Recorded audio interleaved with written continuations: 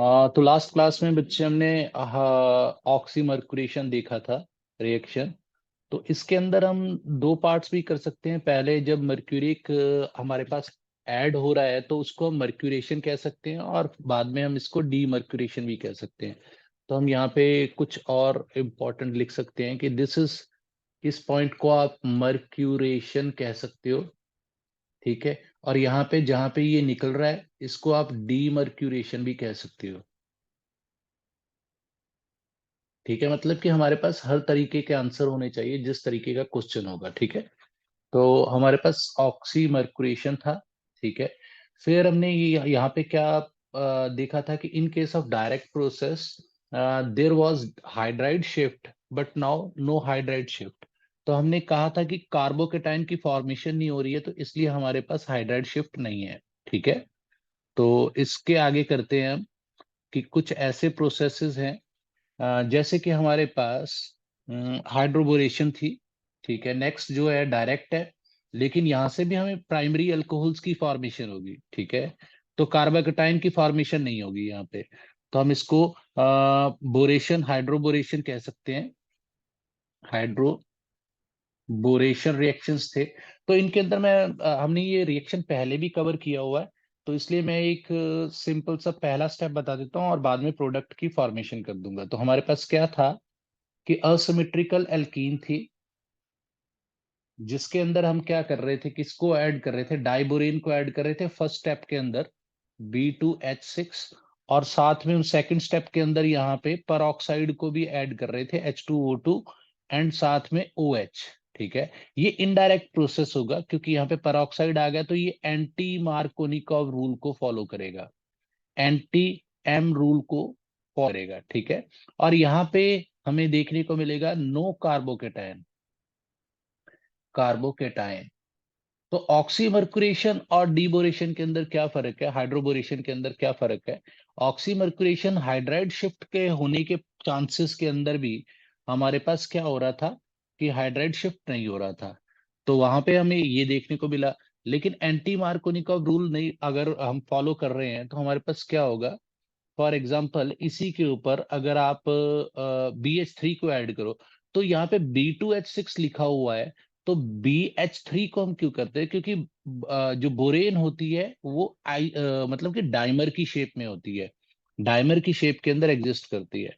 तो इसलिए हम यहाँ पे क्या करते हैं कि बोरेन की बात ही करते हैं। तो यहाँ पे देखो आप, CH3 CH double bond CH2, जैसे ही इसके साथ बोरेन आके, ठीक है, अटैक करती है, तो इसके अंदर होता क्या है बच्चे कि हमारे पास एक यहाँ पे H+ निकलता है और दूसरा यहाँ पे बोरेन के ऊपर नेगेटिव चार्ज आ जाता है।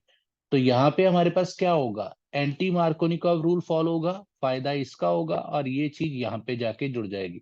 और हमारे पास जो प्रोडक्ट की फॉर्मेशन होगी दैट विल बी CH3CH, और ये H साथ में जुड़ा था, यहाँ पे सिंगल बॉन्ड आ जाएगा CH2, और यहाँ पे BH2 आ जाएगा।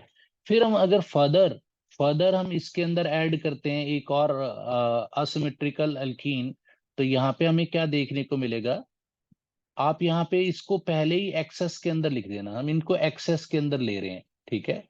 एक्सेस के अंदर ले तो इसका मतलब बार बार इनको ऐड करने की जरूरत नहीं है। तो आप जैसे ही इसको ऐड करोगे फिर ये डबल बॉन्ड टूटेगा और बी के साथ दो एच है, यहाँ पे भी एक और एल्कीन जुड़ जाएगा।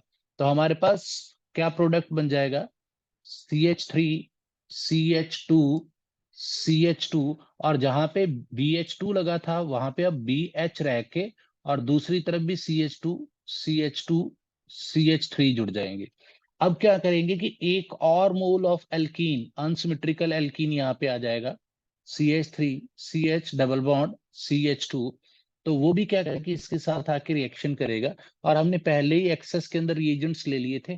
तो हमारे पास क्या होगा, CH3CH2CH2, और यहाँ पे बोरॉन आ गया, ठीक है। CH2CH2CH3 ये पहले लगे हुए थे, और जहां पे हाइड्रोजन जुड़ा हुआ था वहां पे आप एक और चेन लगा दो, CH2CH3। आप इसको इस तरीके से भी लिख सकते हो, ये हमने पहले भी रिएक्शन किया हुआ है, CH3CH2 CH2 और इसको इस तरीके से यहाँ पे 3 लगा दो, ठीक है।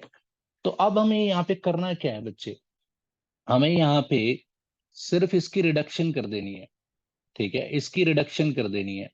तो जैसे ही आप इसकी सॉरी रिडक्शन नहीं, यहाँ पे हमें क्या ऐड करना पड़ेगा, हमें यहाँ पे H2O2 ऐड करो, ठीक है।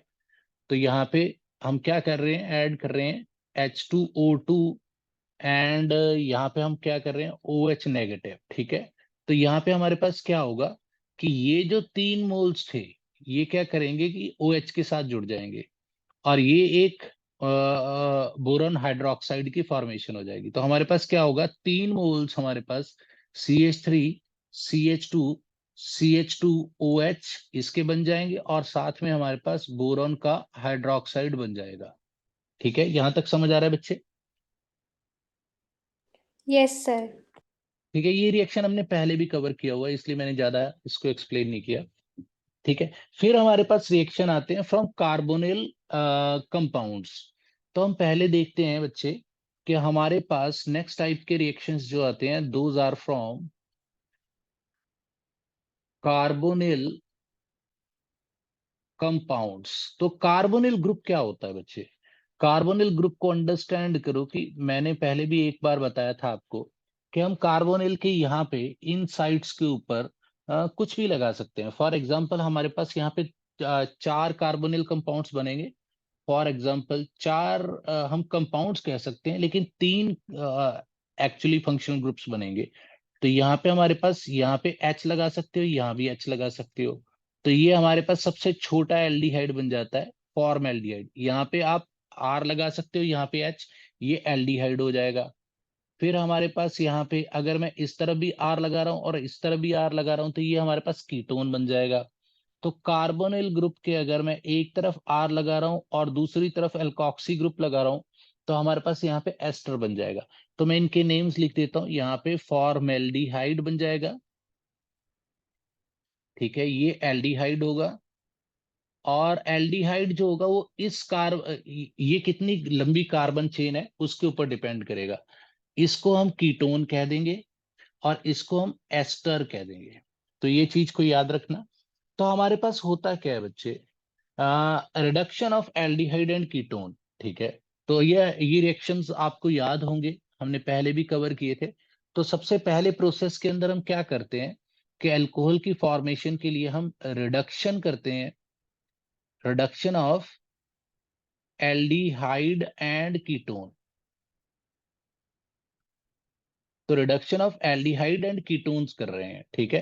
तो यहाँ पे आप देखो बच्चे कि किस तरीके से हमारे पास रिएक्शन होंगे। एल्डिहाइड्स आर रिड्यूस टू, ये इंपॉर्टेंट है, ठीक है, ये इंपॉर्टेंट है। एल्डिहाइड्स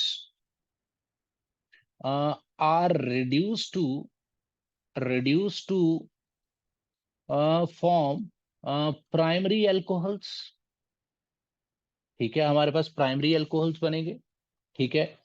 वेयर एज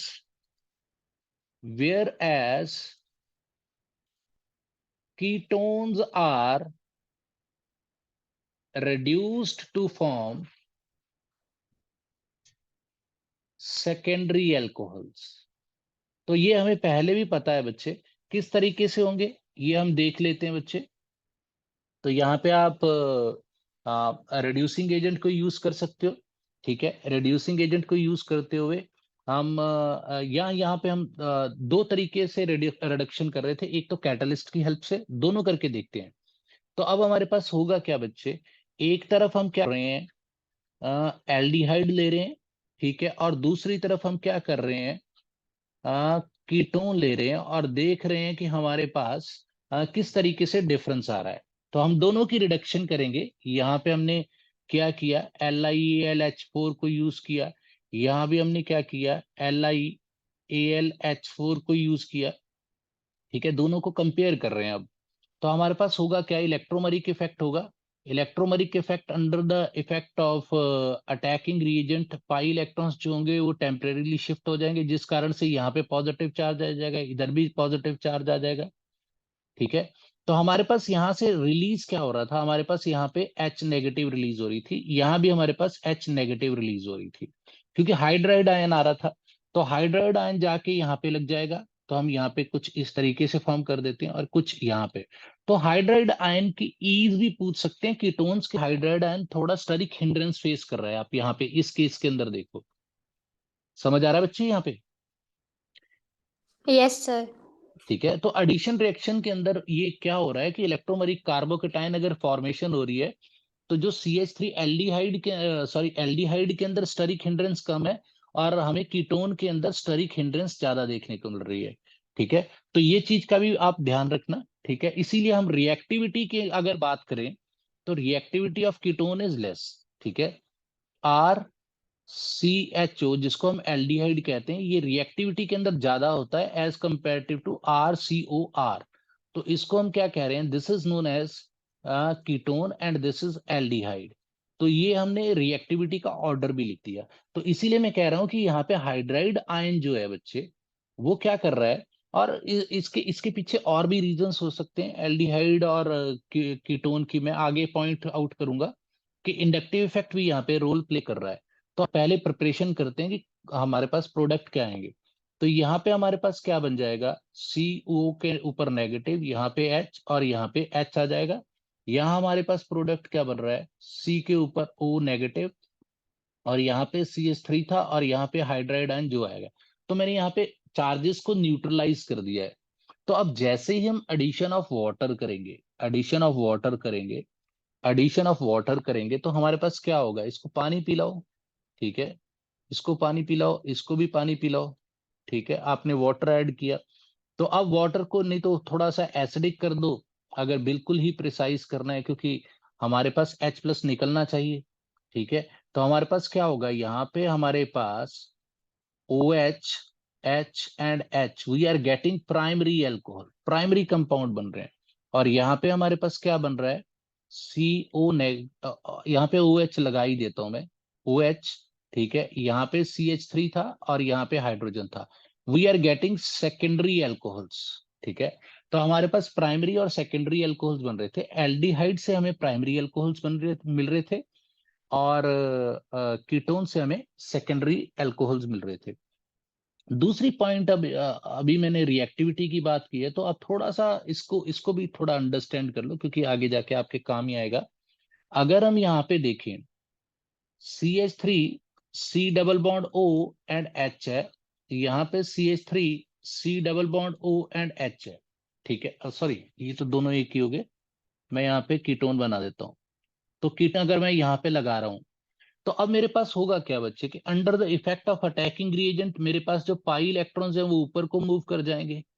ठीक है, तो अब यहाँ पे अगर पॉजिटिव चार्ज इसके ऊपर आ रहा है, तो अब आप देखो कि कौन सा पॉजिटिव चार्ज ज्यादा स्टेबल होगा, कौन सा पॉजिटिव चार्ज ज्यादा स्टेबल होगा।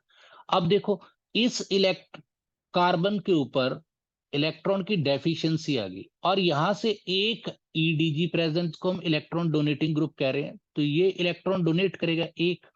लेकिन यहाँ पे दोनों तरफ इलेक्ट्रॉन डोनेटिंग ग्रुप है, ये भी EDG है और ये भी EDG है। तो हमारे पास क्या होगा कि इस कार्बोकेटायन की स्टेबिलिटी वैसे भी ज्यादा होगी, ये हमारे पास स्टेबिलिटी इसकी ज्यादा होगी। ठीक है, मोर होगी कंपैरेटिवली। ठीक है, समझ आ रहा है ये पॉइंट बच्चे? क्योंकि इफेक्ट ने क्या यस किया है, सर। हाँ, इलेक्ट्रॉन डेंसिटी कार्बोकेटाइन की तरफ मूव कर दी। दूसरा पॉइंट क्या है कि जैसे हम यहाँ पे H नेगेटिव की बात कर रहे थे लास्ट रिएक्शन के अंदर ही, तो H नेगेटिव क्या है कि अब यहाँ पे भी जा सकता है, और यहाँ पे हम दो केसेस के अंदर ले रहे हैं। तो हमारे पास ये केस के अंदर क्या है, ईज होगी, that is due to less steric hindrance, steric hindrance. तो लेस स्टेरिक हिंड्रेंस हमें यहाँ पे देखने को मिलेगी। तो इस पॉइंट को भी आप यहाँ पे मेंशन कर सकते हो कि अगर हमें अल्कोहल्स की प्रेपरेशन करनी है, तो वो एल्डिहाइड से जल्दी हो जाएंगी, कीटोन से थोड़ा लेट होंगी। ये चीज याद रखना, मतलब अगर कंपैरिजन आ जाता है, तो यहाँ पे हमें स्टेरिक हिंड्रेंस ज्यादा फेस करनी पड़ेगी, more steric hindrance due to alkyl groups, alkyl groups. तो ये एल्काइल ग्रुप्स क्या है कि ये हाथ साइड को फैला के खड़े होंगे हाइड्रोजन को जोड़ के। तो यहाँ पे हमारे पास स्टेबिलिटी किसकी ज्यादा आ गई, कीटोन की। तो अगर जो ज्यादा स्टेबल होगा बच्चे, तो दैट मीन्स कि वो क्या करेगा कि कम जल्दी रिएक्शन देगा, ठीक है। तो हमारे पास एल्डिहाइड जो है वो अल्कोहल जल्दी फॉर्म कर लेंगे। तो इसका मतलब हम यहाँ पे कह सकते हैं कि हमारे पास एल्डिहाइड्स जो होंगे, मैं यहाँ पे इसको ब्लैक में ही लिखता हूँ, ठीक है। एल्डिहाइड जो है, ठीक है, can form alcohols faster than ketones due to the difference in due to, हम कह सकते हैं more reactive, due to due to comparatively more reactive nature of aldehyde. तो इसको हम यहाँ पे कुछ इस तरीके से स्टार मार्क कर सकते हैं कि एल्डिहाइड। और दूसरा हमारे पास रिडक्शन किस तरीके से हो सकती है बच्चे, दूसरा हम कैटलिस्ट को भी यूज कर सकते हैं। यहां तक समझ आ रहा है बच्चे, कोई प्रॉब्लम तो नहीं है? No sir. ओके, तो हम दूसरा प्रोसेस भी यूज कर सकते हैं बाय यूजिंग कैटलिस्ट। वैसे तो हम इसको एक ही रिएक्शन के अंदर, ये भी हमने रिएक्शन पहले कवर किया हुआ है, ठीक है। फॉर एग्जांपल हमारे पास कोई एल्डिहाइड प्रेजेंट है, एल्डिहाइड और कीटोन्स के लिए सेम ही चीज होगी। तो अगर यहाँ पे हम निकल और कैडमियम वगैरह को कैटलिस्ट ले लेते हैं और यहाँ पे हम हाइड्रोजन गैस का यूज कर रहे हैं, तो हमारे पास क्या होगा, RCOH, और यहाँ पे हमारे पास अल्कोहल बन जाएगी। अगर हम कीटोन्स की बात करते हैं बच्चे, we use nascent hydrogen also, तो हमारे पास नेसेंट हाइड्रोजन के साथ भी हम क्या कर सकते हैं, हमारे पास अगर नेसेंट हाइड्रोजन प्रेजेंट है तो हमारे पास यहाँ पे फिर भी अल्कोहल की प्रेपरेशन हो जाएगी। लेकिन यहाँ पे हमारे पास एल्डिहाइड से क्या बन रही थी, प्राइमरी अल्कोहल, यहाँ भी प्राइमरी अल्कोहल बन रही थी, ठीक है। इस चीज के ऊपर फोकस रखना कि हमारे पास एल्डिहाइड के साथ प्राइमरी अल्कोहल की फॉर्मेशन हो रही थी और हमारे पास कीटोन के साथ सेकेंडरी की, ठीक है। फिर हम देखते हैं बच्चे कार्बोनिल कंपाउंड्स के अंदर हमने आगे, कार्बोनिल कंपाउंड्स के अंदर हम कार्बोक्सिलिक एसिड को भी बच्चे ऐड कर सकते हैं। ऊपर ऐड नहीं किया हमने यहाँ पे, आप यहाँ पे कार्बोक्सिलिक एसिड को भी ऐड कर सकते हो, क्योंकि कार्बोक्सिलिक एसिड के अंदर भी कार्बोनिल कंपाउंड है और यहाँ पे OH लगा हुआ है, तो उसको भी ऐड कर सकते हो आप यहाँ पे, ठीक है। तो कार्बोनिल कंपाउंड्स के साथ हमने देखी कि किस तरीके से रिडक्शन करके हम अल्कोहल की फॉर्मेशन कर रहे हैं। उसके बाद हम करते हैं बच्चे, और मैं यहाँ पे इंपॉर्टेंट पॉइंट बता दूं कि हम कार्बोक्सिलिक एसिड से अल्कोहल सिर्फ और सिर्फ रिडक्शन करके ही बना सकते हैं, ठीक है। रिडक्शन करके ही बना सकते हैं, ये चीज याद रखना, ठीक है। तो मैं यहाँ पे लिख ही देता हूं, by reduction of carboxylic acid and ester भी कर ही लेते हैं इसके साथ, ठीक है, क्योंकि इन दोनों के लिए प्रोसेस तो सेम ही है हमारे पास, ठीक है। ये हमने पहले भी रिएक्शन कवर किए हुए हैं। तो अगर कार्बोक्सिलिक एसिड लेते हो तो आपके पास क्या होगा बच्चे, यहाँ पे OH ग्रुप होगा, और बी केस के अंदर हम यहाँ पे CH3 C double bond O, and मैं यहाँ पे जनरल रिएक्शन ही लिख देता हूँ, यहाँ पे मान लो कि CH3 है हमारे पास, ठीक है। तो इस तरीके के रिएक्शंस होंगे। अगर हम यहाँ पे 4 मोल्स दे देते हैं हाइड्रोजन नेसेंट, तो ये रिडक्शन ही कर रहे हैं, ठीक है।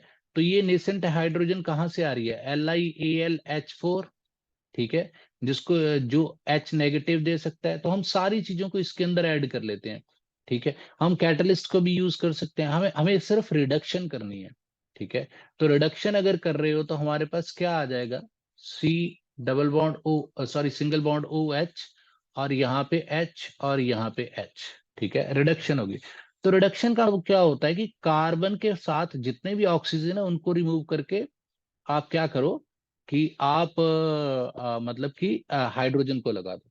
तो अगर मैं यहाँ पे स्ट्रॉन्ग, यहाँ पे ये चीज के ऊपर फोकस करना बच्चे, इस चीज के ऊपर कि अगर मैं यहाँ पे स्ट्रॉन्ग रिड्यूसिंग एजेंट कर लूंगा तो ये फिर अल्कोहल जो होंगे ये खुद को फिर रिड्यूस करके एल्केन के अंदर हो जाएंगे। तो ये मैं मेंशन कर ही देता हूं।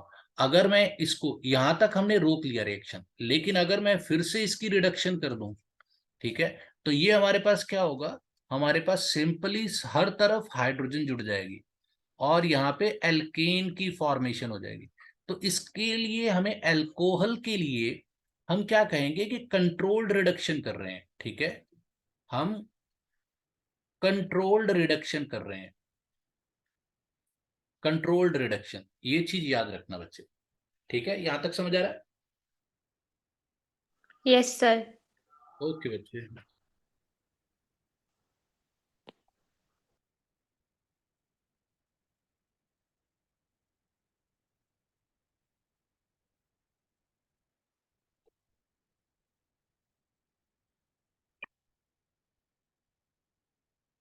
तो कंट्रोल्ड रिडक्शन कर रहे हैं बच्चे यहाँ पे, ठीक है। और इसी तरीके से हम अगर एस्टर की भी बात करेंगे बच्चे, एस्टर की अगर कंप्लीट रिडक्शन कर देंगे तो ये तो एल्कीन्स पे पहुंच जाएगा, ठीक है। तो यहाँ पे हम इसकी भी रिडक्शन कर रहे हैं, तो मैं इसको कुछ इस तरीके से लिख देता हूँ कि हम यहाँ पे 4H+, मतलब कि नेसेंट H+ तो नहीं, नेसेंट हाइड्रोजन की यूज कर रहे हैं। नेसेंट हाइड्रोजन का मतलब क्या होता है कि we are using any of the reducing agent, कोई भी रिड्यूसिंग एजेंट आप यूज कर रहे हो यहाँ पे। तो हमारे पास होगा क्या बच्चे, यहाँ पे हमारे पास CH3, CH2OH और साथ में CH3OH बन जाएगी। तो यहाँ पे हमारे पास दो अल्कोहल्स की फॉर्म हो जाएगी, ठीक है। तो ये हमने पहले भी कवर कर रखी थी बच्चे। तो हमारे पास इस तरीके से अल्कोहल्स की प्रेपरेशन होती है, ठीक है। और इम्पॉर्टेंट पॉइंट यहाँ पे क्या लिखने वाला है बच्चे, इम्पॉर्टेंट पॉइंट है, we can form alcohols from carboxylic acid. मैंने ये पहले भी पॉइंट बोला था, carboxylic acid by reduction only, reduction only, but not by by by using, लिख देता हूं आगे, यूजिंग ग्रिग्नार्ड रिएजेंट। तो आपको ये जी कैपिटल लिखनी होगी बच्चे, ठीक है, ये जी कैपिटल लिखनी होगी, ठीक है, सर एस्टर के ग्रिग्नार्ड। लिए भी सेम? हाँ बच्चे, ठीक है। नहीं, एस्टर के अंदर हाँ, एक रिएक्शन करके देख लेते हैं एस्टर के साथ भी। हाँ, एस्टर के लिए भी, कार्बोक्सिलिक एसिड के लिए इंपॉर्टेंट है बच्चे, not for ester, okay carboxyl sir. के लिए। हाँ, कार्बोक्सिलिक एसिड के लिए ये इंपॉर्टेंट है, not by using Grignard reagent, ठीक है। As we form alcohols from RMgX लिख देता हूँ ग्रिग्नार्ड की जगह पे, एसिड फ्रॉम ग्रिग्नार्ड रिएजेंट, हम कह सकते हैं यहाँ पे अल्कोहल फ्रॉम, यहाँ पे थोड़ा सा इसको RMgX को हटा लो, यहाँ से पहले हम किसको मेंशन कर देते हैं यहाँ पे, as we form alcohols from carboxylic acid derivatives, क्योंकि हम डेरिवेटिव से बना रहे थे बच्चे, एसिड डेरिवेटिव से हम बना रहे थे, ठीक है, but not from carboxylic acid, ठीक है। तो कार्बोक्सिलिक एसिड से नहीं फॉर्म कर सकते हम, ठीक है। मैं एक एग्जांपल देता ही हूँ बच्चे आपको। मान लो कि हम कार्बोक्सिलिक एसिड से बनाने जा ही रहे हैं, ठीक है। फॉर एग्जांपल हमारे दिमाग में आया कि नहीं, हम ग्रिग्नार्ड रिएजेंट को यूज करेंगे और कार्बोक्सिलिक एसिड से फॉर्म करेंगे। तो हमारे पास होगा क्या बच्चे, यहाँ पे OH है, ठीक है, और हमने यहाँ पे क्या किया, C2H5Mg Br ले लिया, और इसको हम किस में यूज करते थे, ईथर के अंदर, ठीक है। तो हमारे पास एल्कीन की फॉर्मेशन हो रही थी, एल्कीन की फॉर्मेशन हो रही थी।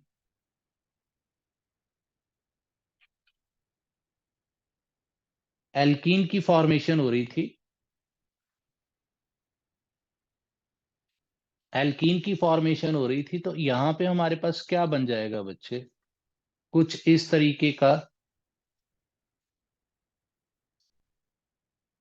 ओ के ऊपर नेगेटिव आ जाएगा, MgBr पॉजिटिव आ जाएगा, तो ये सॉल्ट ही फॉर्म करेगा, हमारे पास कुछ नहीं होगा, ठीक है। बट अगर हम इससे भी यूज करें स्ट्रॉन्ग को,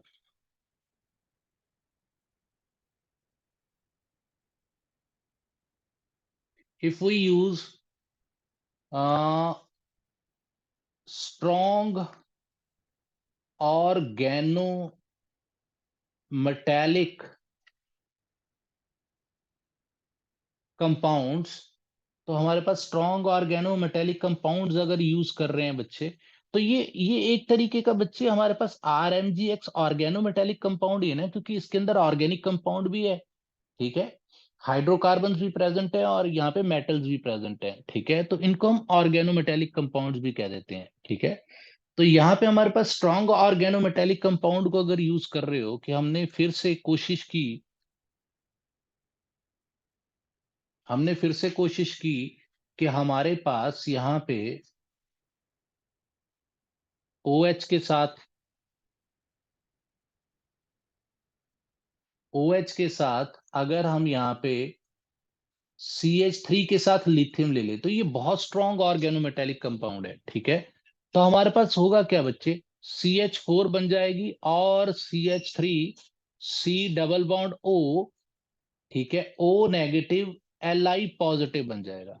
लेकिन अगर हम फिर से एक मोल ले लेते हैं, फिर से एक मोल और CH3Li को यूज करते हैं, तो हमें पता है ये पॉजिटिव होगा, ये नेगेटिव होगा, तो हमारे पास होगा क्या बच्चे, हमारे पास यहाँ पे होगा ये CH3CO, O के साथ भी लिथियम जुड़ जाएगी और यहाँ भी O के साथ लिथियम जुड़ जाएगी, तो यहाँ पे हमारे पास CH3 बन जाएगी।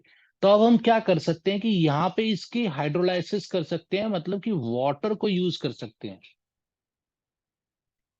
वाटर को यूज कर सकते हैं। तो अगर हम वाटर को यूज करते हैं बच्चे यहाँ पे, अगर हम वाटर को यूज करते हैं, तो हमारे पास होगा क्या बच्चे, हमारे पास यहाँ पे OLi की जगह पे, मैं पहले इनको लिख देता हूं फिर मैं यहां से रिमूव करूंगा, ठीक है।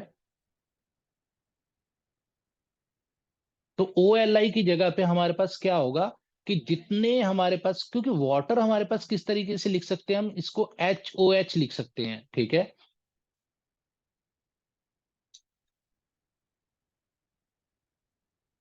एक मिनट बच्चे प्लीज, लाइट चलेगी और मुझे ना थोड़ी प्रॉब्लम आ रही है।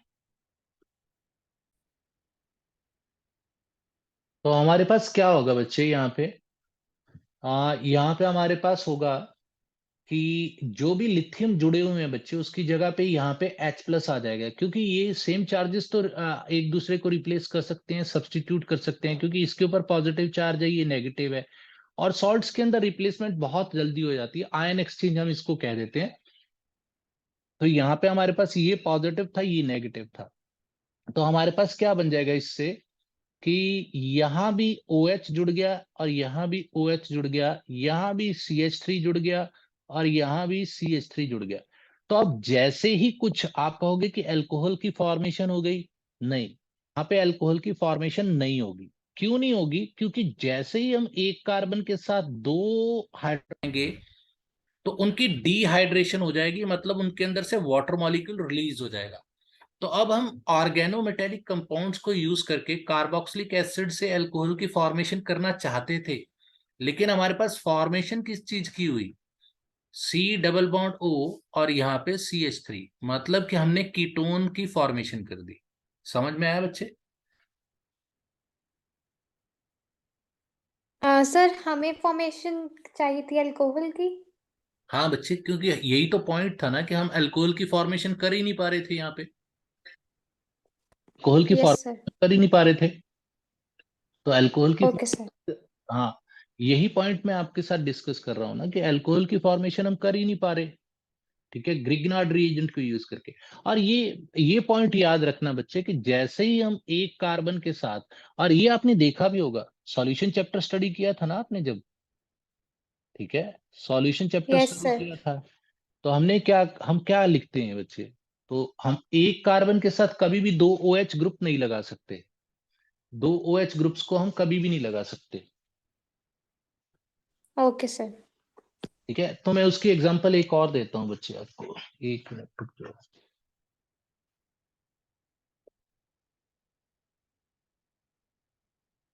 लैपटॉप नहीं चार्ज हो रहा है बच्चे, क्या बात।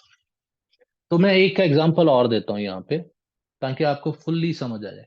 तो हम क्या कर रहे थे, ये इससे अलग है, ठीक है। तो अगर आप CO2, मैं इसको थोड़ा बड़ा करके लिख रहा हूं, और ये बना रहे थे, तो हमारे पास ये क्यों हो रहा था कि हम इसको रिवर्सिबल क्यों कह रहे थे, वाटर के अंदर ये सॉल्युबल क्यों नहीं है। तो हम यहाँ पे H2CO3 बना रहे थे, ठीक है, यही बना रहे थे ना। आप सोचोगे कि मैं इस वाली चीज के अंदर इसको क्यों एग्जांपल दे रहा हूं, तो अब ये रिवर्सिबल इसलिए था क्योंकि हमारे पास ये स्टेबल नहीं था, ये अनस्टेबल होता है एसिड, ये अनस्टेबल एसिड क्यों अनस्टेबल है, आप इसके स्ट्रक्चर को देखो, ठीक है, कार्बन के साथ डबल बॉन्ड है, ठीक है, और यहाँ पे O एंड H है, यहाँ पे O एंड H है। तो मैंने अभी आपको क्या बताया था कि अगर एक कार्बन के साथ, ऊपर देखो आप, एक कार्बन के साथ अगर दो OH negative, sorry hydroxyl group लग गए, OH लग गए, तो उसके अंदर से डिहाइड्रेशन हो जाएगी। तो यहां से भी आप जैसे ही डिहाइड्रेशन करोगे, तो हमारे पास प्रोडक्ट क्या बनेगा बच्चे, ठीक है, तो ये क्या बना लेगा, H2O प्लस CO2। तो इसीलिए तो हम कह रहे थे कि कार्बन जो होती है डिसॉल्व नहीं करती है वाटर के अंदर। Yes sir. Okay sir. ठीक है, इस चीज को याद रखना बच्चे, ये बहुत ओके इंपॉर्टेंट सर। है। ठीक है, कि एक कार्बन के साथ दो हाइड्रोक्सिल ग्रुप कभी भी नहीं लग पाए। ठीक है, फिर आता है हमारे पास बच्चे methods of preparation of phenols. ठीक है, तो यहाँ पे अल्कोहल की जो जितनी भी प्रेपरेशंस थी वो सारी करवा दी है मैंने। ठीक है, फिर आता है method of preparation of phenols.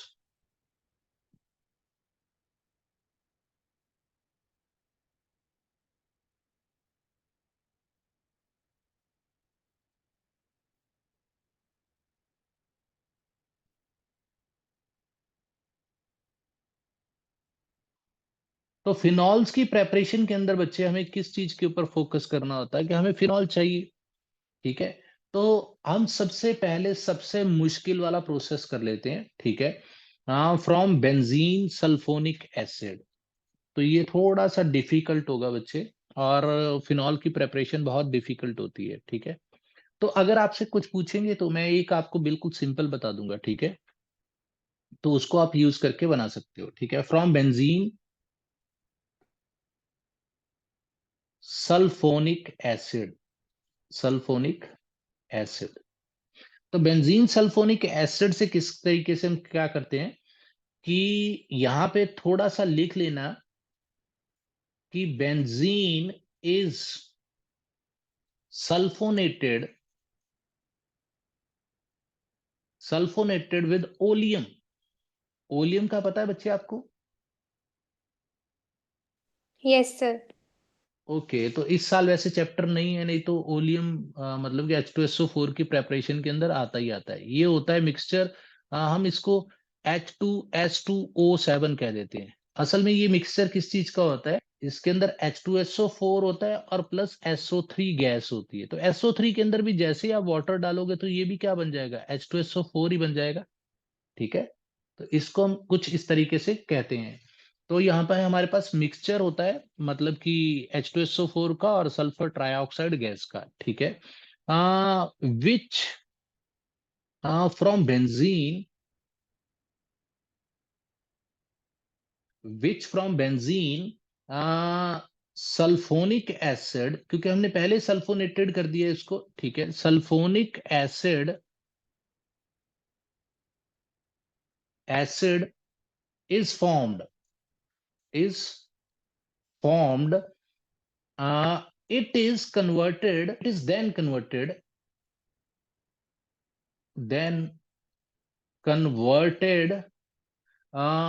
to sodium, sodium phenoxide, phenoxide.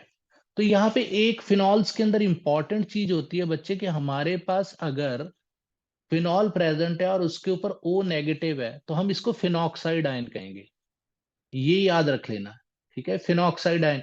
तो अगर इसके साथ सोडियम लगा दिया तो ये सोडियम का फिनॉक्साइड हो गया। ठीक है, अगर इस तरीके के दो लगा रहा हूं तो मैग्नीशियम के साथ लगा रहा हूं तो ये दो कंपाउंड्स हमने यूज कर लिए तो ये मैग्नीशियम का फिनॉक्साइड हो जाएंगे। ठीक है, तो इस तरीके से sodium phenoxide by heating with molten sodium hydroxide, मॉल्टन sodium hydroxide.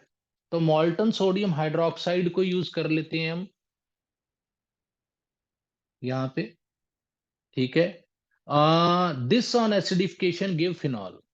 और उसके बाद हम इसकी क्या करेंगे, एसिडिफिकेशन करेंगे। ये काफी लेंथी प्रोसेस है। This on acidification gives phenol. तो हम इन सारे प्रोसेसेस को कर लेते हैं। ठीक है, इन सारे प्रोसेसेस को कर लेते हैं तो हमारे पास होगा क्या,